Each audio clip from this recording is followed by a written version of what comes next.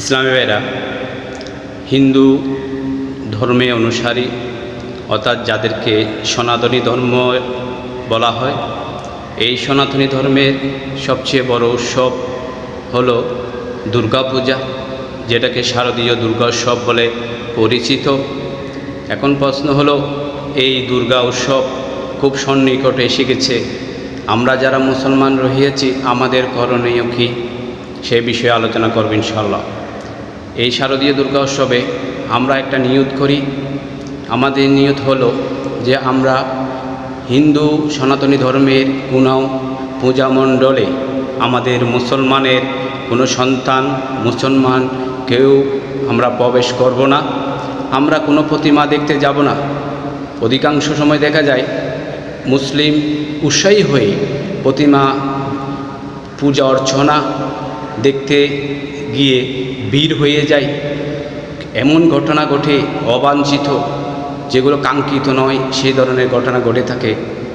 তাই আমরা ইসলামী ভাইরা আমরা একটা নিয়ত করব, আমরা কখনো দুর্গা পূজার মণ্ডলে আমরা প্রবেশ করব না। অন্য মুসলমানকেও আমরা জানিয়ে দেব, আমরা সকলে একমত পোষণ করব, আমরা কোনো হিন্দুর সনাতনী ধর্মের পূজা মণ্ডলে প্রবেশ করব না, দর্শক হিসেবেও যাব না, দেখতেও যাব না। এটা হলো প্রথম নিয়ত। দ্বিতীয়ত হলো আমাদের কর্মের মধ্যে যে দশমীর দিন, যেদিন বিসর্জন, সেদিন যখন পরিবহনের মাধ্যমে সাগরে পুকুরের মধ্যে যখন বিসর্জন দেয়, তখন গাড়িতে দেখা যায় অনেক বৃদ্ধ মহিলা থাকে, গাড়িতে শিশু থাকে, গর্ভবতী মহিলা থাকে। আমরা অনেক সময় অনাকাঙ্ক্ষিতভাবে আমাদের মসজিদেগুলো যখন নামাজ কায়েম হয়, তখন ওরা যখন উলুধ্বনি দিয়ে গমন করে, তাদের সাথে আমাদের একটি সংঘর্ষ হয় থাকে। ইসলামী ভাইরা, এই আমরা একটা নিয়ত করি, আমরা সংঘর্ষ যাতে না হয় সেই ধরনের একটি পদক্ষেপ আমরা গ্রহণ করব। সেক্ষেত্রে নবীজির আদর্শ হলো, নবীজি হলেন মুআল্লিম, আমাদের নবীজি হলেন আমাদের শিক্ষক। নবীজি বললেন, তোমরা কখনো শিশুদের আঘাত করবে না, তোমরা কখনো গর্ভবতী মায়েদের আঘাত করবে না, তোমরা কখনো বৃদ্ধদের আঘাত করবে না, তোমরা কখনো নারীদেরকে আঘাত করবে না। তাই ইসলামী ভাইরা, আমরা একটা নিয়ত করি, আমরা কখনো এই ধরনের কাজ কখনো করব না ইনশাআল্লাহ। তৃতীয় নম্বর কাজ হলো, প্রতিটি ইমাম সাহেব হলো মসজিদের স্বামী মানে হলো অভিভাবক। যে সকল মসজিদ মেন রাস্তার পাশে রয়েছে, যেখানে দিয়ে প্রতিমা বিসর্জনের গাড়ির বহর যাবে, আশেপাশে মসজিদের ইমাম সাহেবদেরকে বলবো, আপনারা প্রতিটি ইমাম সাহেব, যেহেতু আপনারা হলেন মসজিদের স্বামী, মসজিদের নিরাপত্তার জন্য, দেশের শান্তির জন্য আপনারা প্রতিটি পার্শ্ববর্তীতে থানায় আপনারা জিডি করবেন। জিডি মানে অভিযোগ, জিডি মানে জানিয়ে দেওয়া যে থানা হলো আমাদের অভিভাবক, পুলিশ প্রশাসন আমাদের অভিভাবক, ওরা আমাদেরকে নিরাপত্তার জন্য ওদের নিয়োজিত রয়েছে। পুলিশ আমাদের নিরাপত্তা দিবে, সমস্যা যাতে করে না হয়।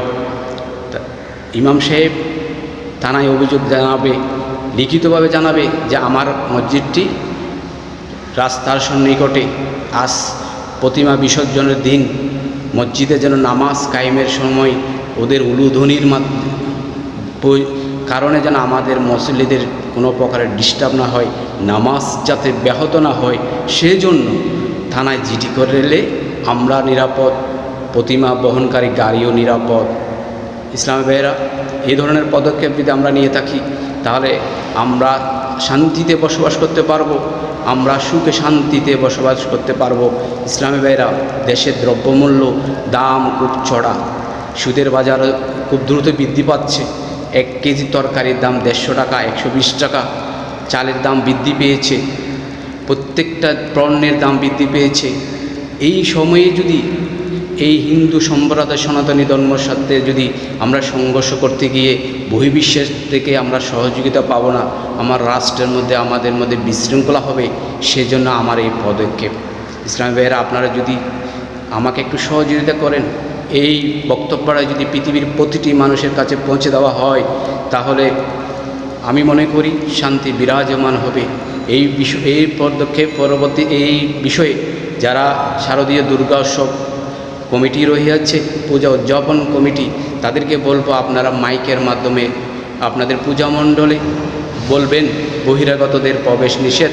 আপনাদের পর্যবেক্ষণ সিসি ফুটেজ দ্বারা পর্যবেক্ষণ করা হচ্ছে, এই কপিটা থানায় দেওয়া হবে। কেউ বিশৃঙ্খলা করলে তাকে পর্যবেক্ষণ করা হবে, তার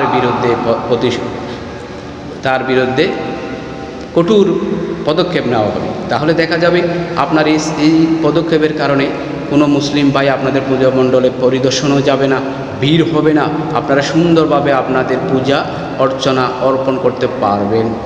সকলের সার্বিক সাহায্য কামনা করি। আসসালামু আলাইকুম ওয়া রাহমাতুল্লাহি ওয়া বারাকাতুহু।